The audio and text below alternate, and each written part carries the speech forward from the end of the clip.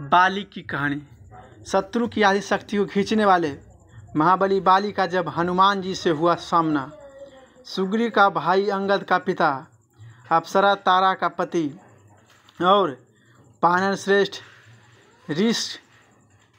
ऋक्ष का पुत्र बाली बहुत ही शक्तिशाली था।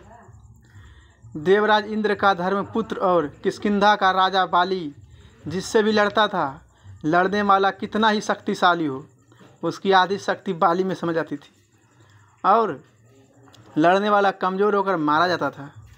शक्ति का राज क्या था?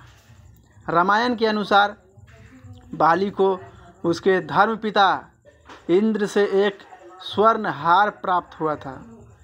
इसी हार की शक्ति के कारण बाली लगभग विजयी था। उसने कई युद्ध लड़े और सभी में वह जीता। इस स्वर्ण हार को ब्रह्मा ने मंत्र युक्त करके यह वरदान दिया था कि इसको पहनकर बाली जब भी रणभूमि में अपने शत्रु का सामना करेगा तो उसके शत्रु की आधी शक्ति छीन हो जाएगी और यह आधी शक्ति बाली को प्राप्त हो जाएगी। यही बाली की शक्ति का राज था। बाली ने कई योद्धाओं का हराया। बाली ने अपनी इस अद्भुत शक्ति के बल पर 1000 हाथियों का बल रखने वाले दंदुभि नामक असुर का वध कर दिया था। दंदुभि के बाद बाली ने उसके भाई मायावी का भी एक गुफा में बंद कर दिया था। रावण ने बाली की शक्ति के चर्चे सुनकर उससे युद्ध करने की ठानी, लेकिन बाली ने रावण को अपनी कांख में 6 महीने तक दबाए रखा। अंत में रावण ने उससे हार मानकर उसे अपना मित्र बना लिया था। राम भी बाली के सामने नहीं आए। एक भ्रम के कारण बाली के मन में सुग्रीव के प्रति नफरत हो गई थी। इसी के चलते बाली ने अपने भाई सुग्रीव की पत्नी को हड़प कर उसको बलपूर्वक अपने राज्य से बाहर निकाल दिया था। हनुमान जी ने सुग्रीव को प्रभु श्री राम से मिलाया। सुग्रीव ने अपने पीड़ा बताई और यह भी बताया कि बाली किस तरह दूसरों की शक्ति को अपने भीतर खींच लेता है। फिर प्रभु श्री राम ने बाली को छुपकर तब तीर से वार कर दिया। जबकि बाली और सुग्रीव में मल्ल युद्ध चल रहा था। चूँकि प्रभु श्री राम ने कोई अपराध नहीं किया था, लेकिन फिर भी बाली के मन में यह दंश था कि उन्होंने मुझे छुपकर मारा। तब प्रभु श्री राम ने उसे वचन दिया कि तेरी यह पीड़ा दूर हो जाएगी। जब प्रभु श्री राम ने कृष्ण अवतार लिया था, तब इसी बाली ने जरा नामक बहेलिया के रूप में नया जन्म लेकर प्रभाव क्षेत्र में विषयुक्त तीर से श्री कृष्ण को हिरण समझकर तब मार दिया जब वह एक पेड़ के नीचे योग निंद्रा में विश्राम कर रहे थे। इस तरह बाली का दंश का बदला पूरा हुआ। बाली का हनुमान जी से हुआ जब सामना। हनुमान और बाली के सामने ही एक कथा मिलती है। बाली को इस बात का घमंड था कि उसे विश्व में कोई हरा नहीं सकता, कोई भी उसका सामना नहीं कर सकता। एक दिन की बात है, राम भक्त हनुमान वन में तपस्या कर रहे थे। उस दौरान अपनी ताकत के नशे में चूर बाली लोगों को धमकाता हुआ वन में पहुंचा और चिल्लाने लगा कि कोई है जो मुझे हरा सकता है? किसी ने माँ का दूध पिया है जो मुझसे मुकाबला करे? हनुमान जी उसी वन में राम नाम जप रहे थे, तपस्या कर रहे थे।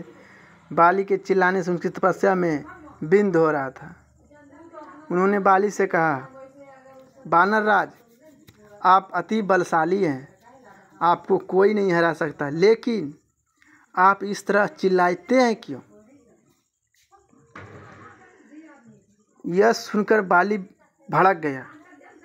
उसने हनुमान जी को चुनौती दी और यहाँ तक कहा कि रे वानर, तू जिसकी भक्ति करता है ना, मैं उसको भी हरा सकता हूँ। राम का मजाक उड़ा देखकर हनुमान को क्रोध आ गया और उन्होंने बाली को चुनौती स्वीकार कर ली। तय हुआ कि अगले दिन सूर्योदय होते ही दोनों के बीच दंगल होगा। अगले दिन हनुमान तैयार होकर दंगल के लिए निकल गए। निकले ही थे कि ब्रह्मा जी उसके समक्ष प्रकट हुए। उन्होंने हनुमान जी को समझाने की कोशिश की कि ये बाली की चुनौती स्वीकार ना करे, लेकिन हनुमान जी ने कहा कि उसने मेरे प्रभु श्री राम को चुनौती दी है। ऐसे में अब यदि मैं चुनौती को स्वीकार कर दूंगा तो दुनिया क्या समझेगी, इसलिए उसे तो सबक सिखाना ही होगा। यह सुनकर ब्रह्मा जी ने कहा, ठीक है, आप दंगल के लिए जाएं, लेकिन अपनी शक्ति का 10वां हिस्सा ही लेकर जाएं। शेष अपने आराधना के चरणों में समर्पित कर दे। दंगल से लौटकर यह शक्ति फिर हासिल कर लेना। यह सुनकर हनुमान जी मान गए और अपनी कुल शक्ति का 10वां हिस्सा लेकर बाली से दंगल के लिए चल पड़े। दंगल के मैदान में हनुमान जी ने जैसे ही बाली के सामने अपना कदम रखा, ब्रह्मा जी के वरदान के अनुसार हनुमान जी की शक्ति का आधा हिस्सा बाली के शरीर में समा गया। इससे बाली के शरीर में उसे अपार शक्ति का एहसास होने लगा।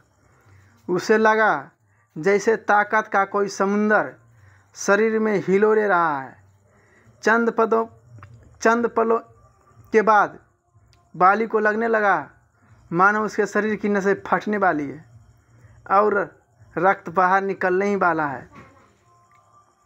तभी अचानक ही वहाँ ब्रह्मा जी प्रकट हुए और उन्होंने बाली से कहा कि खुद को जिंदा रखना चाहते हो तो तुरंत ही हनुमान जी से कोसों दूर भाग जाओ, अन्यथा तुम्हारा शरीर फट जाएगा। बाली को कुछ समझ में नहीं आया, लेकिन वह ब्रह्मा जी को यूं प्रकट देखकर समझ गया कि कुछ गड़बड़ है और वहाँ से तुरंत ही भाग खड़ा हुआ। बहुत दूर जाने के बाद उसे राहत मिली, शरीर में हल्कापन लगने लगा। तब उसने देखा कि ब्रह्मा जी उसके समक्ष खड़े हैं। तब ब्रह्मा जी ने कहा कि तुम खुद को दुनिया में सबसे शक्तिशाली समझते हो, लेकिन तुम्हारा शरीर हनुमान की शक्ति का छोटा सा हिस्सा भी नहीं संभाल पा रहा है। तुम्हें मैं बताना चाहता हूँ कि हनुमान अपनी शक्ति का 10वां भाग ही लेकर तुमसे लड़ने आए थे। सोचो, यदि संपूर्ण भाग लेकर आते तो क्या होता। बाली यह जानकर समझ गया कि मैं बहुत बड़ी भूल की थी।